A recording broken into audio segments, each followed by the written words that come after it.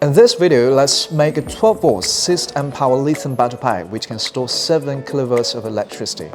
This battery pack is ready to be used on RV, so we need to prepare materials such as battery cells, BMS boards, and battery boxes. The selection of battery cells and BMS boards is determined based on the requirements of the load equipment. For example, the current size of the BMS board is determined by the device power or the current limit value of the controller.